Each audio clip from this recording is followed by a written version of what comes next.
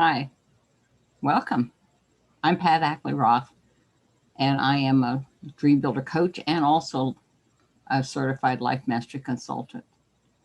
Today, I'd like to talk to you about care for the caregiver. I'm going to share my screen with you.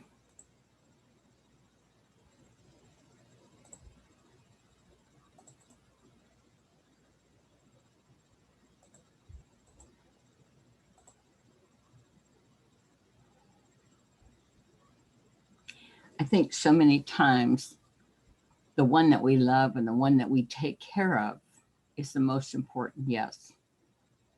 But I truly believe that the caregiver is very important too because their life depends upon you. And your life is also very important. It's not to be put on hold, it's to be cherished and treasured. So join me today. I'm glad you're here. So, what we'll cover today is caregiver burnout and steps for coping with the stress that brings it on. We're going to talk about causes of caregiver burnout, warning signs of caregiver burnout, and tips to reduce caregiver stress. There are only four kinds of people in the world: those who have been caregivers, those who are currently caregivers, those who will be caregivers, and those who will need caregivers. We all will fit into that last category. How we treat those that we're in charge of now can make a big difference in how we are treated when it becomes our turn. When our children see how we treat our parents or other friends from church or a neighbor, we are an example to them. But we are also very important too. So, what is a caregiver burnout? It's a state of physical, emotional, and mental exhaustion. It may be accomplished by a change in attitude, accompanied by a change in attitude from positive and caring to negative and unconcerned, totally disconnected, just no feeling, just numb, so physically, emotionally, and just so exhausted. Now, burnout can occur when caregivers don't get the help that they need, or if they try to do more than they are able, physically or financially. You may not be in a session where you're going to be able to financially afford to put this person in a nursing home, have a nurse come in and take care of them, or hire someone to babysit them even. It can put a serious financial strain. So many caregivers also feel guilty if they spend time on themselves rather than on their ill or their elderly loved ones. Time to go get your hair done, get your nails done. If you're a man, play a round of golf. Caregivers who are burnout may experience fatigue, stress, anxiety, and depression. When you feel so helpless and you want so much to help this person, you feel like you just don't know what more to do. It's not too hard to go into depression. How many of you have in the past or are currently caretakers? This is my beautiful mother. To care for those who once cared for us is one of the highest of honors. My mother was a jewel. I lost her in February of 2020. She was easy to please, appreciative of everything you did. She went from her own home to assisted living to the nursing home. I moved back 15 years ago when she had a heart attack to take care of her. I was living in Florida and moved my business, my household, everything back up to Nebraska to spend that time with her. I will never regret that. The time that we had together was very special. And my brother and sister-in-law were also very good to help take her to the doctor. So I wouldn't have to take time off from work because I was trying to run a business. But at nighttime, I would go see her. She was 12 miles away. Or call her on the phone. If she needed anything, whether it's socks or Fix-A-Dent, she knew she could depend upon me. I also took care of her financial things. And I like to have her independent as long as possible. But once she was at the point that she could make sound decisions, she turned it over to me and she trusted me. That was a huge responsibility that she placed that kind of trust in me. She was so thankful and she was always telling us thank you. I said, it's just payback. All the times that you helped us, you took care of us, you loved us. I couldn't imagine not doing that for her. And fortunately for us, Mom left in February of 2020. The COVID started in March of 2020. Mom couldn't hardly see because she had macular degeneration. Now, the blind, Nebraska for the Blind, sent out this big monitor that she could put paper down below and she could read it up on this large screen. And that helped her. But then it got to the point that she couldn't do that. Then they also provided books on tape and she listened to those.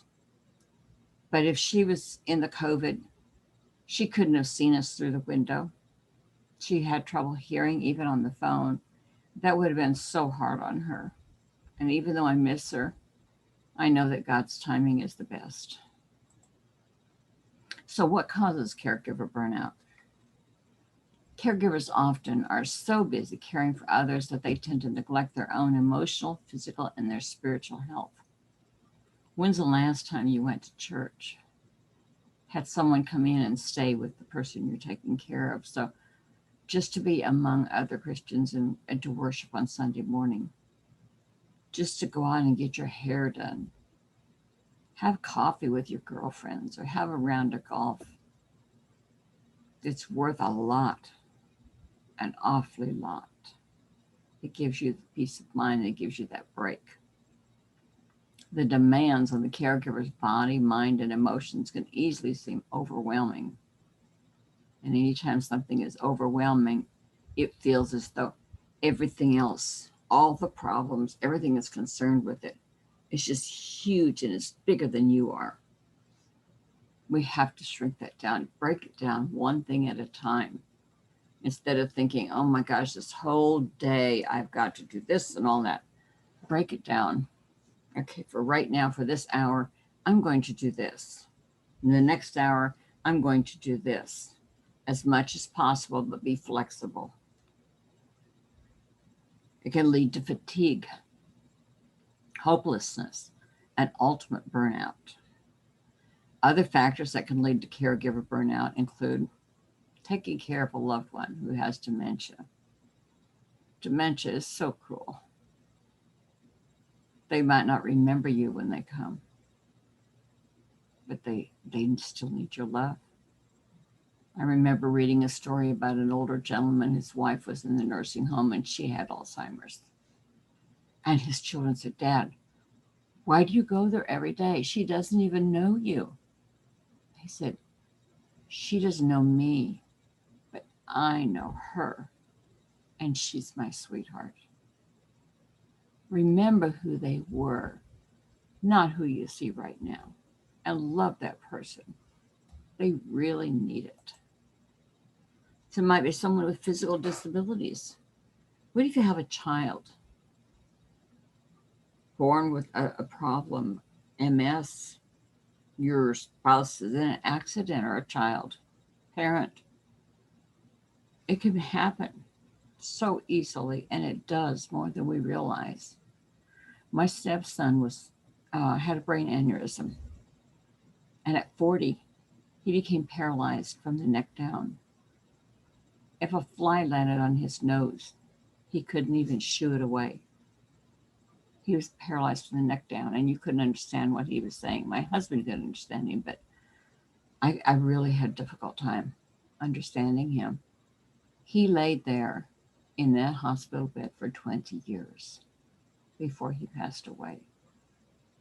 At first, my husband would try to bring him home on the weekends, but then my husband started aging and it became more and more of a problem, and it was impossible to do it physically, impossible to do it.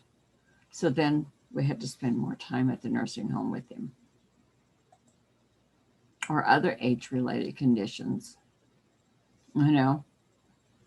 Maybe your parents had a stroke or heart attack. They can't take care of themselves. Their mate has already died and they're alone. They can't take care of themselves.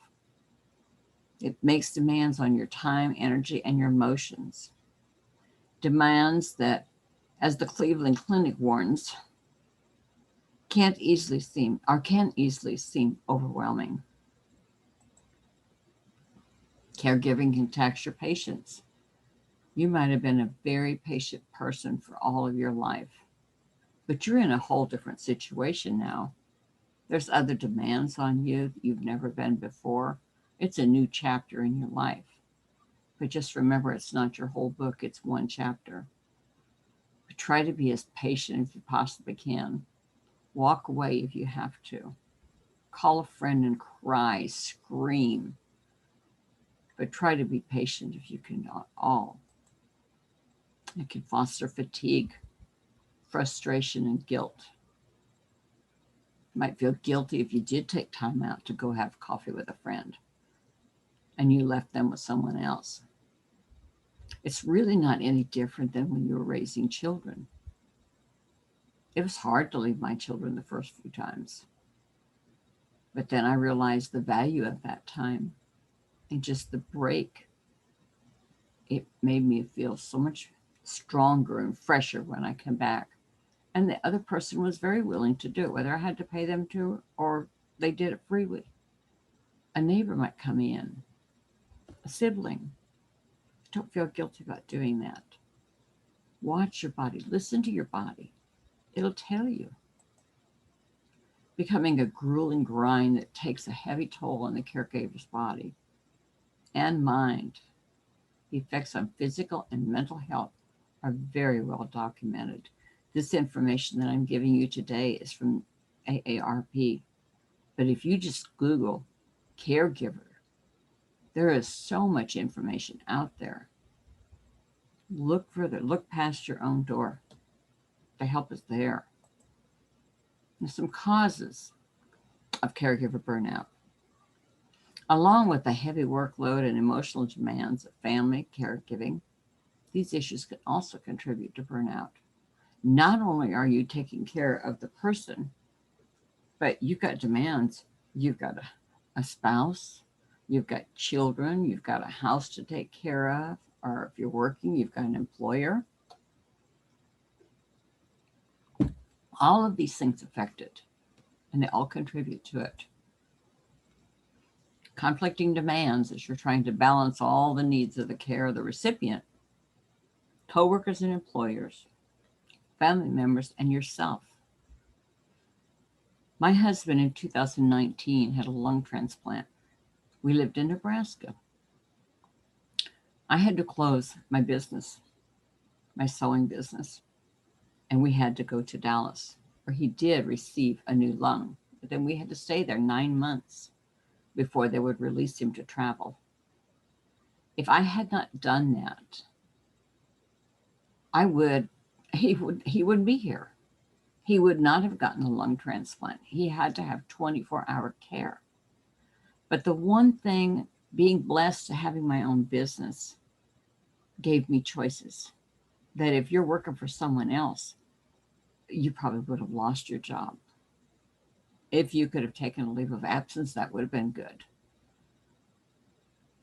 But I told my husband I knew before we left Nebraska that this was about him. But I wasn't going to lose myself in the middle of it. So I took all my coaching material with me, my computer and everything. And that was my getaway. That was my break. I would go into the bedroom when I knew he was napping out in the front room, and I would do my coaching business. It gave me a few hours Even though I wasn't that far from him, I was there if he needed me. It was something that interested me. It gave me life. Something I loved doing. I love helping people. And I could take care of him and do that at the same time. You may want to take up knitting, something, reading, something to keep your mind busy and not entirely focus on that one thing. I think that's the key there, is not focusing on just the one thing. So you're balancing the needs of the care recipient, coworkers, employers, family members, and yourself. You might feel like you've got lack of control, like your life is just spinning plates on the end of spokes or straws there, totally out of control, spinning plates. Many caregivers become frustrated by lack of money. This person is requiring possibly more medicines and you're totally responsible for it. Hospital stays, prescriptions, so many more things that you hadn't had in your budget before. And you wouldn't say no, but it is financially frustrating for you. There's resources and skills to effectively plan, manage, and organize your loved one's cares. And we'll get into a little bit more of that later on. But go outside of yourself. Go outside of your home. Get on the computer. Google help. And they'll help you manage and organize the loved one's care. I know I lost my son to suicide. Now, I went to Survivors of Suicide. And I also went to Al-Anon because my son had a drinking problem. I wanted to know what he was going through to the best of my ability to understand. And the Survivors of Suicide, they were people that understood what I was going through. It may have been their parent, may have been their child, a mate. Mother and daughter-in-law came together. The common bond. We had all lost someone that we loved to suicide. But it gave me strength. It gave me insight. It made me feel like I was not alone and that there was hope.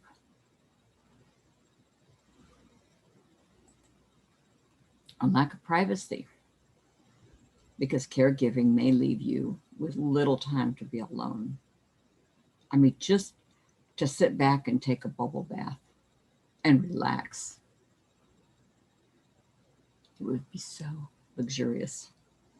Now, my husband is at the point now that I can go take a shower. I can go take a nap. I could run to the fabric store if I want to. He's good. And he could drive himself now too. But for a while there, I couldn't leave him at all. There was no alone time there.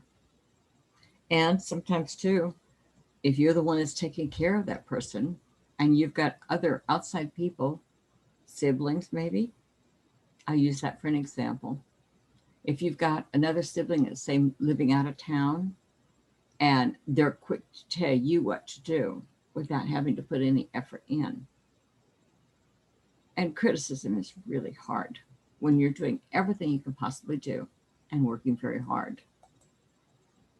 There's role confusion.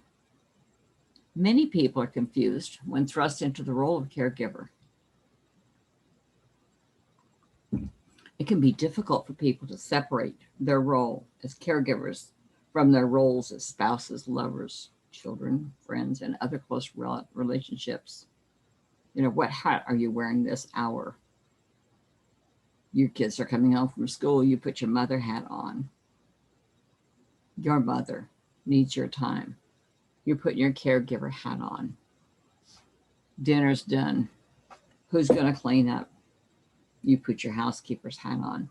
We are constantly flipping back and forth for the demands that are on us. And I don't know about you, but when my when my husband first had his surgery, everything was on me. Any financial decisions, any work done around the apartment, anything like that, any driving, everything was on me.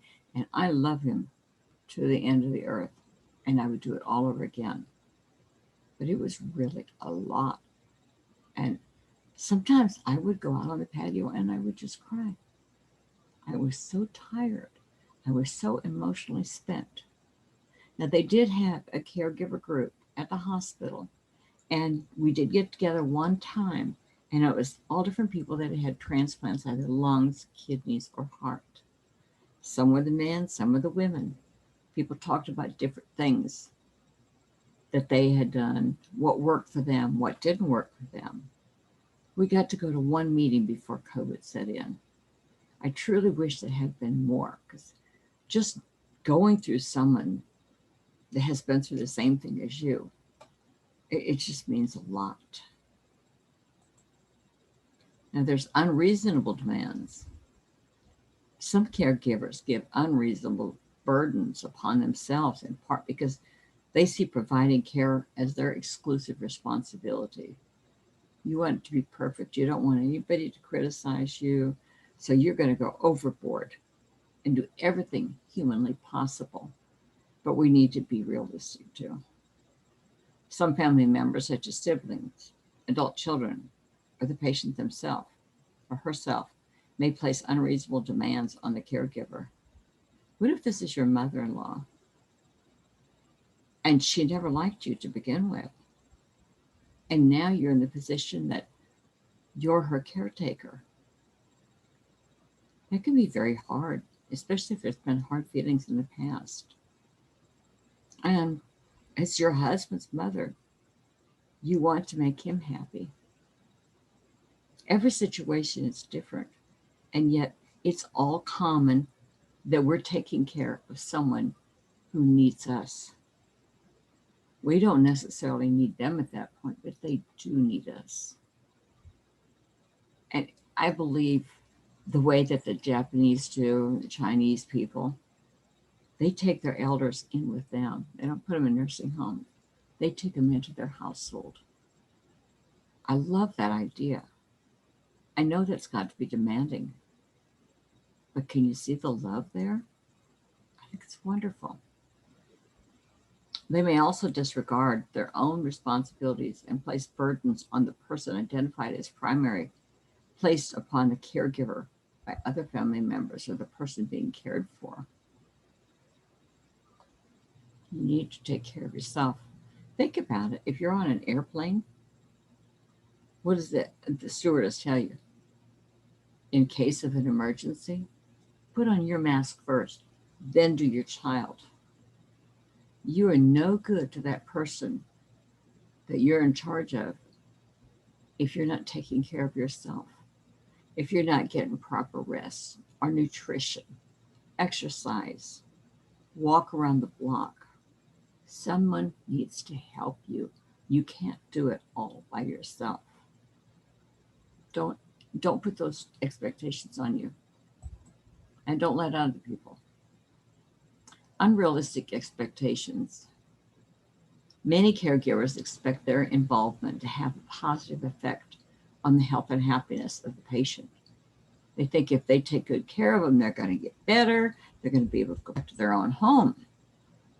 This may be unrealistic for patients suffering from progressive disease, such as Parkinson's or Alzheimer's. When my mother went from her house to the assisted living to the nursing home, we knew it was progressive. She wasn't going to get any better. All we could do is make her as comfortable as possible and as happy as possible. She loved getting together with the family. Up until the very end, we made it a point that anytime the family was going to get together, we found a way to get her to come with us. One time we went camping. It was so fun. And we have a motor home, and Mom slept in there with us because it was all one level. And the others had fifth wheels, so you'd have to go upstairs even to the bathroom. We made a bonfire that night, and everybody was sitting around and laughing and s'mores and telling jokes, and it was just so neat. I had Mom all wrapped up nice and warm. And about 11 o'clock, I said, Mom, are you getting tired? Do you want to go to bed? She said, oh, no. She didn't want to miss a thing. That family connection was vital to her. If she hadn't had that family connection, I don't think she would have lived. Not that long, 3 weeks shy of 98. February 4th, she would have been 99. But to be a part of the family still is so, so important to them. Unreasonable demands. Some caregivers place unreasonable demands, unreasonable burdens upon themselves. We do it to ourselves because we want to be perfect. We want everything to go smooth. We don't want anybody to criticize us if we did anything wrong. It's hard to do, in part because they see providing care as their exclusive responsibility. But exclusive means only that. And if you think about it, then you're neglecting your mates, your children, your friends. You owe it to yourself to reach out, to keep those connections open. Now, some family members, such as siblings, adult children, or the patient themselves or herself, may place unreasonable demands on the caregiver. They also may disregard their own responsibilities and place burdens on the person identified as the primary. There's other factors too. Many caregivers cannot recognize when they are suffering burnout, and they eventually get to the point where they can't function effectively. They may even become sick themselves. That's a tremendous amount of stress on your heart. Can you physically carry that person? Can you help them get off of the toilet, get out of bed? It gets to a point that you cannot physically do it. You have to do something. You have to decide. And it's either time for the nursing home. If you can't financially afford it, there's state assistance. Don't be ashamed. You're doing the best you can with what you have from where you are, and you're doing the best you can for that person. And like my mother, they appreciate it. They know it. They realize it. Unless they've got dementia, but I even think with dementia, they realize it. They get that connection. They come in and out, and they do have that connection. They know love. In a 2018 study from Genworth's insurance firm found that 4 in 10 caregivers experience depression, mood swings, and resentment as a result of their labors. How about you? Have you ever felt that? I know I have. I felt like I was the only one doing it. If I didn't do it, it didn't get done. Now, I love my husband to the moon. I would do it all over again. We married later in life. In April of 2016, in December, he was diagnosed with a fatal lung disease. I thought, Lord, why you waited all my life to bring this man? It was so wonderful to me, and I loved him so much. And now this broke my heart. And then I had to put on my big girl panties and face it. I had to face my fear. I sat at my sewing machine one day. I had a sewing studio in Nebraska. And I sat at my sewing studio. And at first, I think I was in denial. But that day, I'm sitting there working. And without any warning, the tears just started rolling down my cheeks. I sobbed, and reality set in. This is what we're up against. And yes, I may lose him, but I would do anything for that man. And I'd do it all over again. Research cited by the American Psychological Association found that among people aged 55 to 75, those who are caregivers show a 23% higher level of stress hormones which can also lead to high blood pressure and 15% lower level of immune response, making them more vulnerable to the flu and other infections.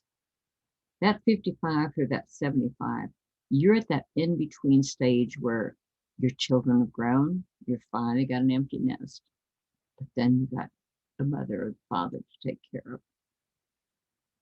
And look at the stress, 23% higher and 15% lower on the immune, which is going to be more time of getting sick.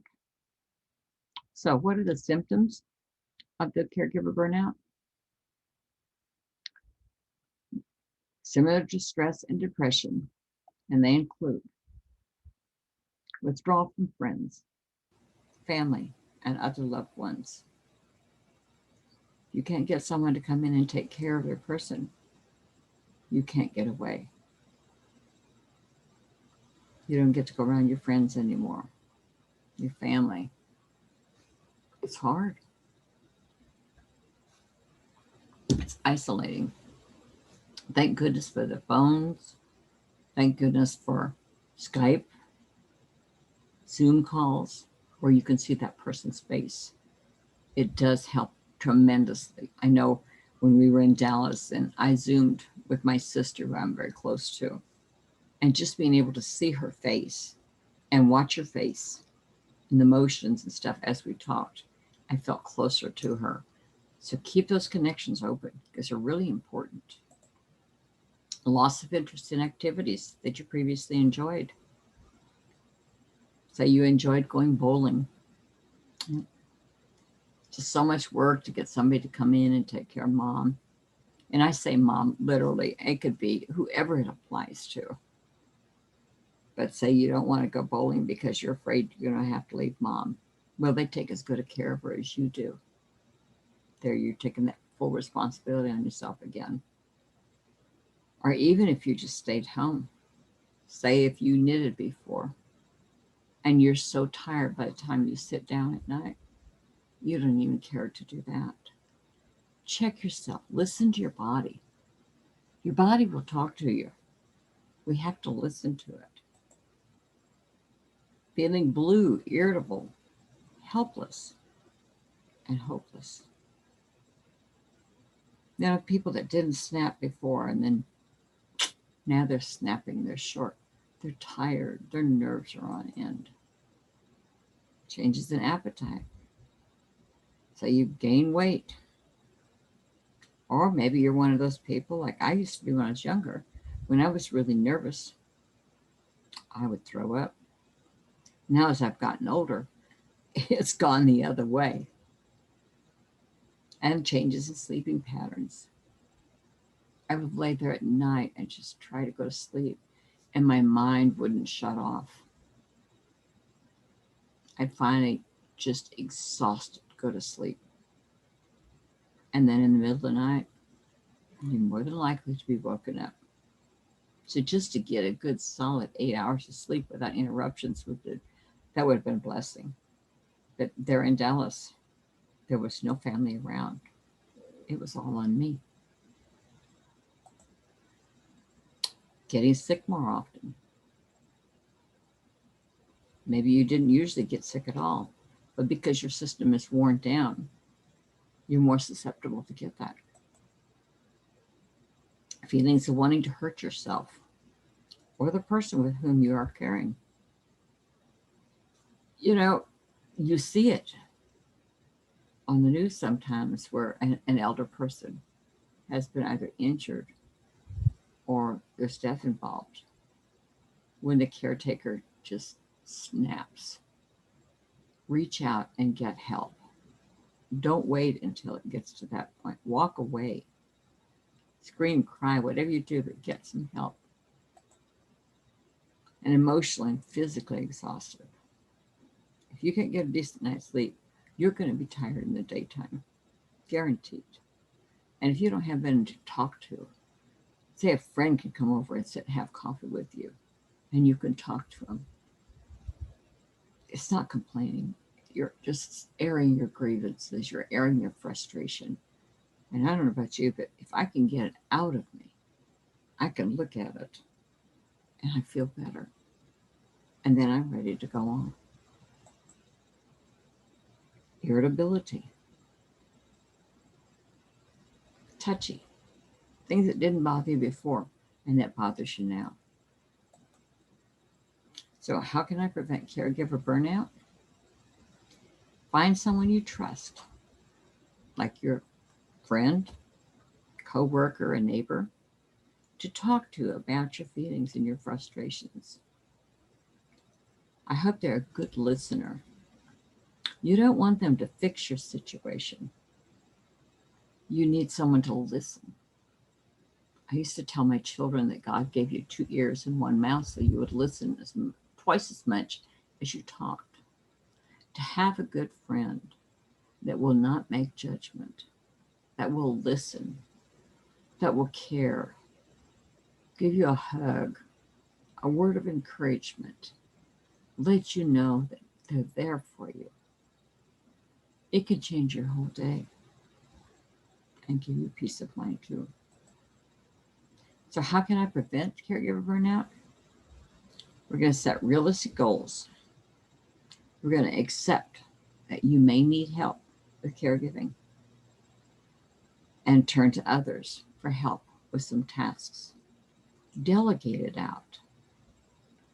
I had my sister-in-law take my mom to doctor's appointments so I could continue my work at the dress shop.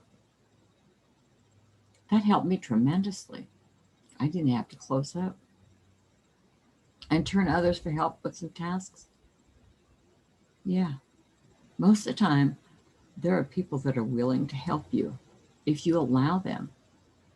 But if you don't tell them or ask them, they don't know. They want to help, but they don't know what to do that's going to be the best thing for you. Tell them. Can you do my laundry for the day? Take home my ironing. Bring me a meal. Come and sit with her where I can go take a 2-hour nap. They want to help, but you have to tell them. There's local organizations or places or worship may provide support groups, either in person or online, for caregivers and family members of those suffering from diseases such as cancer or Alzheimer's. These organizations may also provide respite care to allow the caregiver to have time away from the patient. I think it's also good for the patient to have the break. Not just the caregiver. You need the time away, yes. But their time away from you gives them a breath of fresh air also. Take advantage of respite care services. Now, respite care provides a temporary break for the caregivers. Temporary, not long term. This can range from a few hours of in-home care or a short stay in a nursing home or assisted living facility. We had back home nurses that would come out, give them a bath, say it's very hard for you to physically lift them, to be able to give them a bath. And these nurses will come out, go through their meds, give them a bath, maybe do their nails or their toenails need trimming. I know my mother would go to the senior center and a registered nurse came out and would do their toenails and stuff. Things that they can't do anymore. Be realistic about your loved one's disease. It's hard to swallow that pill. I know when I realized it was John, I don't know where it all came from, but it just poured out of me. And I cried so hard. I felt so alone. That aloneness is really, really isolating, especially if it's a progressive disease such as Parkinson's or Alzheimer's. Acknowledge that there may come a time when the patient requires nursing services or assisted living outside of the family home. There'll come a time when you can't take care of them. I know my husband would bring his son home on the weekends. And it got to the point that John couldn't handle him. It was too much. And it was hard on John's physical health. Don't forget about yourself because you're too busy caring for someone else. Set aside time for yourself, even if it's just 1 or 2 hours. Remember, taking care of yourself isn't a luxury. It is an absolute necessity for caregivers. And don't feel guilty about it. Really, don't feel guilty. Talk to a professional. Most therapists, social workers, and clergymen members are trained to counsel individuals dealing with a wide range of physical and emotional issues. Maybe they had a nervous breakdown. Maybe they're not physically disabled. Maybe they are mentally disabled. If you had a child that had a mental disability, you would do everything you possibly could to make that child happy. They're your baby, they're your child. You carried them in your womb. And you love them just as much as you would love a child that was walking freely. And I sometimes think that God brings special children like that into our lives for a reason. They teach us things that otherwise we might not pay attention to. We learn to look at the world through their eyes. And how many times have you noticed these disabled children? They're happy. They're joyful. Look at the joy that they bring into your life. Yes, it's a lot of stress. Yes, it's a lot of care. But there's a lot of joy too. The joy that I got with my mother for those years, I wouldn't trade that for nothing. That meant the world to me, and I know it did for her too. I had lived away ever since I graduated from high school. But to come back home, that meant the world to me, and I know it did to her too. I was there when she died, I knew she was peaceful. And I knew she was in good hands then too. They weren't my hands, but she was in the hands of God. And I knew that was good. And one time she said, I think God's forgotten me. I said, Mama, why would you say that? She was a very good Christian. She said, well, I told him I was ready to go, and he hasn't come and gotten me yet. And that's the way she looked at it. She looked at it like, well, I'm ready. Come get me. Talk to a professional. Most therapists, social workers, and clergy members are trained to counsel individuals dealing with a wide range of physical and emotional issues. I've gone years of study. Trust them. And if you're not comfortable with one, go find another one. It's not always a perfect fit. If the personalities clash, or they're trying to tell you that you need to do something that you just feel is really unrealistic, not applicable, go find another therapist. You need to be on the same frequency for them to help you and you be able to take care of your loved one. Know your limits and be honest with yourself about your personal situation. Recognize and accept your potential for caregiver burnout. Remember what I said before, but listen to your body. Your body will tell you. If you never had backaches before and you suddenly start getting backaches, your body's trying to tell you something. It may be just a physical thing like this, but maybe you get underneath of it. It's something psychological that's creating the physical. Talk to your doctor. Educate yourself. The more you know about the illness, the more effective you'll be in caring for the person with the illness. When John was diagnosed with interstitial fibrosis, we did a lot of research on the internet. And one day I come home and I said, John, what are you reading? He's on his laptop. And he said, well, I was reading about the lung disease. I said, he wanted to read about the surgery too, a lung transplant. I said, oh, I don't know if I want to see that. But then I got curious. I said, let me see what you're watching. It was really interesting. of what they can do medically now for surgery. 3 lives were saved because someone's willing to donate their organs. John got the right lung. Another man got the left lung. Another man got the heart. I know of my friend's mother. She was a very old lady.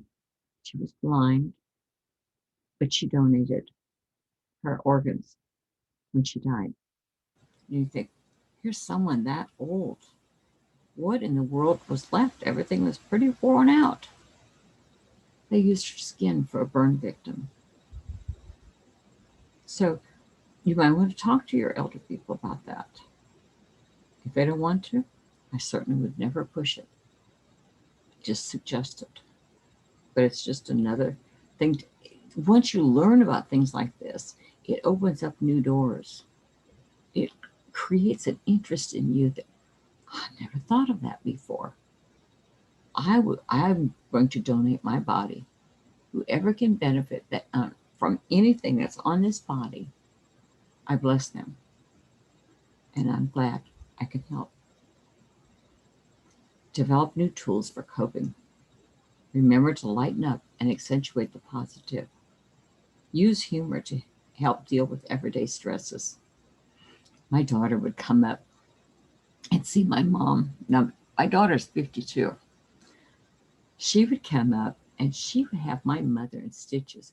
She would bring these silly little bands that you put on top of your head. And for Easter, it had ears. And Christmas time, it had bells on it and stuff. And she'd take a selfie of her and mom, and make a funny face. And they'd make the silliest faces. And they had so much fun. She had my mother laughing, just being silly. I loved it. I loved that she loved my mother so much that she was willing to do whatever it took to make Mama happy, to make her laugh. And for a while, she could forget that she was that old and that she was dying. For a little while, she was happy and young and laughing. And that's wonderful if you can do that for her. My daughter has a gift for that. Stay healthy by eating right and getting plenty of exercise and sleep, as much as you possibly can. If you can have someone come in and watch your mom, and again, I'm just using mom as an example. Say you got a neighbor that can come in and sit on your mom or sit with your mom, and you can go for a walk, a little half-hour walk. I go for a half-hour walk in the morning, and I have music or affirmations on my cell phone and my earplugs, and I'll be listening to that. I'm out in the fresh air. I'm relaxing and I'm putting positive energy into myself. And when I get back home, I'm recharged. That little bit, or even like your sleep, to sleep 8 hours. It's such a nice thing. Or if you can even get away for the night and be able to sleep through the night completely, and someone else helps you. Accept your feelings. Having negative feelings such as frustration or anger about your responsibilities or the person to whom you are caring for is normal. If you're human, you're going to have those emotions and those feelings. It doesn't mean that you're a bad person or a bad caregiver. It means you're a human and you're very normal. Join a caregiver support group. Sharing your feelings and experiences with others in the same situation can help you manage stress, locate helpful resources, and reduce feelings of frustration and isolation. Remember I said we got to go to the one meeting after my husband's lung transplant, or the survivors of suicide.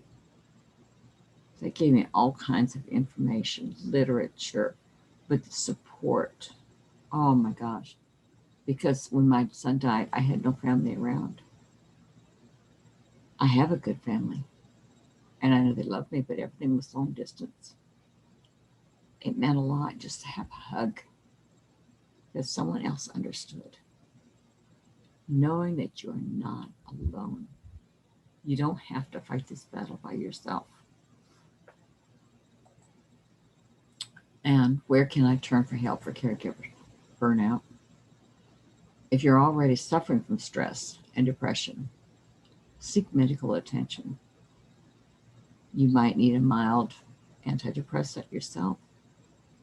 You wouldn't want anything too strong that you're not going to be able to take care of the person.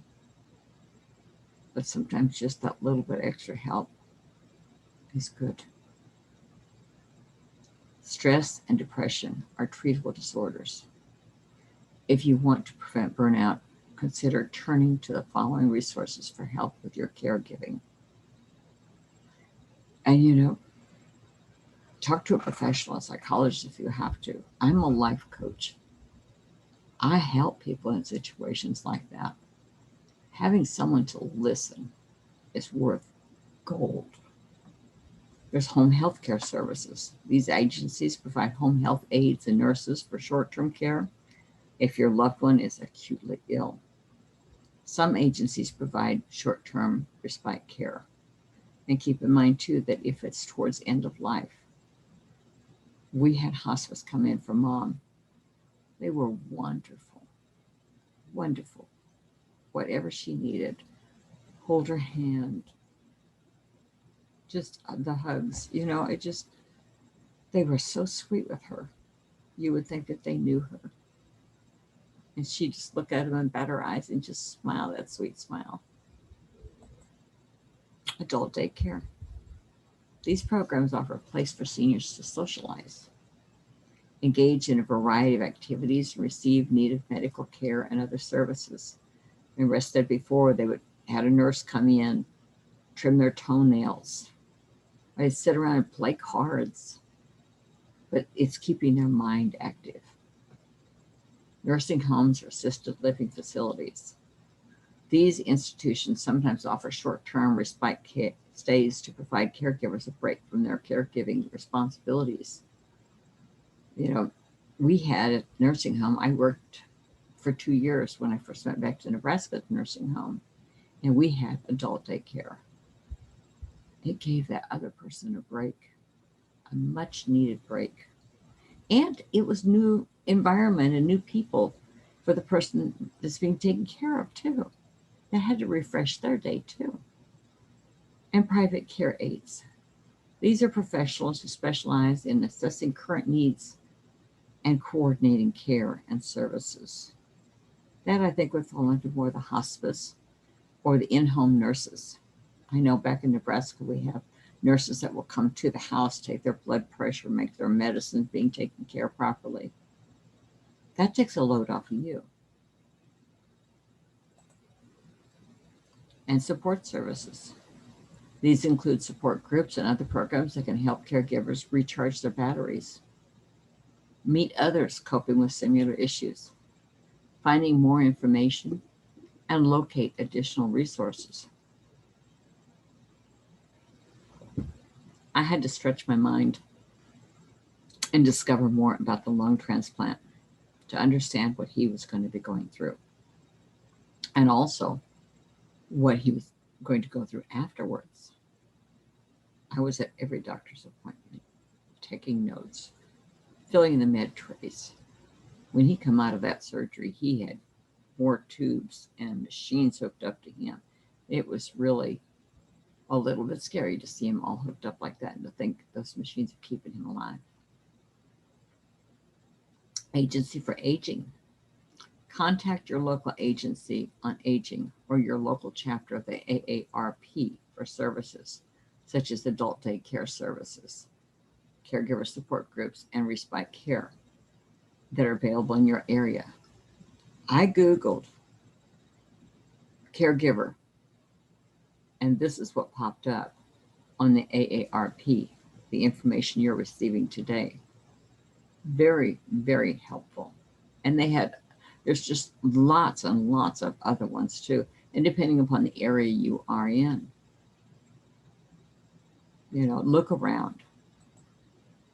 National organizations.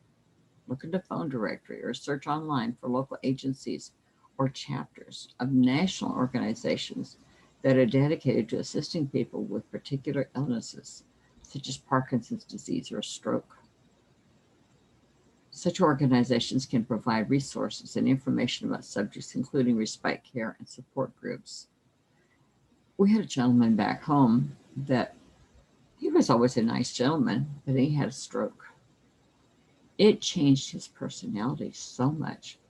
He was happy all the time, but it can very easily go the other way too, that they become very crabby, strike out, curse, and it would never be their nature. It changes their personality many times, and that's hard to deal with. Recognize the signs and get the help that you need to reduce the toll on your body and your mind. You're taking good care of that other person, but make sure you take care of yourself. Be sure to take care of yourself, or you're not going to be there to take care of that other person. Love and appreciate your parents. We are often so busy growing up. We go off to college, we start a life of our own, have children. We forget that they're also growing old. When I lived in Florida, it seemed like every time I would go home, when you're not around them all the time, you see it, how much your parents have aged since the last time you saw them. And every time I left, I would cry for 3 hours after I left because I never knew if that was the last time I was going to see them. It was really hard to do. And their guilt comes in that I wasn't there. They understood though. I was blessed. I really was very blessed. But I know that you might not be in that same situation. You might have a really rough time where you're at right now. To be patient. If they can get out and walk, take them for a walk. Take them to a park where they can see children playing or animals. Put them in a wheelchair, take them to the zoo. Try to get them out as much as possible that you physically can take care of them. The day's going to come that they won't be able to do that. It was really hard when Mom came to that point that we couldn't take her out of the nursing home because two people couldn't handle it. And she was a little woman. But when it's dead weight, it's very, very heavy, and safely getting her in and out of the car and into the wheelchair became very difficult. And us children are getting older too. We're in our 70s. So you have to really feel what's the best thing for them. Not everyone you love is going to love you back.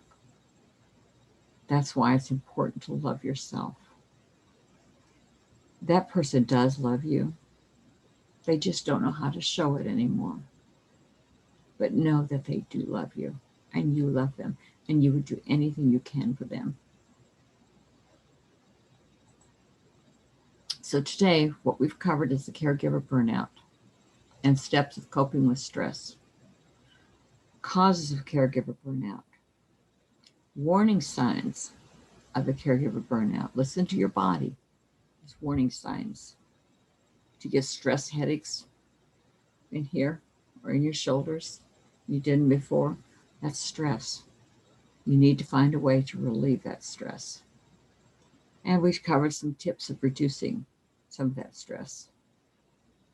This is a prayer for the caregivers, and if you would please, just close your eyes and let me read this to you. A prayer for caregivers. Lord, help me remember I am doing your work. Help me to clothe myself with compassion, kindness, humility, gentleness, patience, forgiveness, and love. Help me to live out and embody the fruit of the Spirit, showing love, joy, peace, patience, kindness, goodness, faithfulness, gentleness, and self-control. Enable me to see them through your eyes. Help me to have compassion as you did to follow your example. Ease my burden and provide times of rest and refreshment. Give me the energy necessary to fulfill my tasks. Grant me the strength and the extra grace to be able to handle things I might not normally be able to handle. Help me not to lose my joy and give me moments of laughter. In moments of frustration, help me to be slow to anger and to refrain from getting any anger or frustration, give a foothold to the devil, or lead to any sin. Comfort me as I mourn what I have lost. Fill me up with your love so that I am so full that your love overflows out of me. I do not have the sufficiency to pour this out on my own, so I need your supply. Thank you for supplying all my needs according to your riches in glory through Jesus Christ.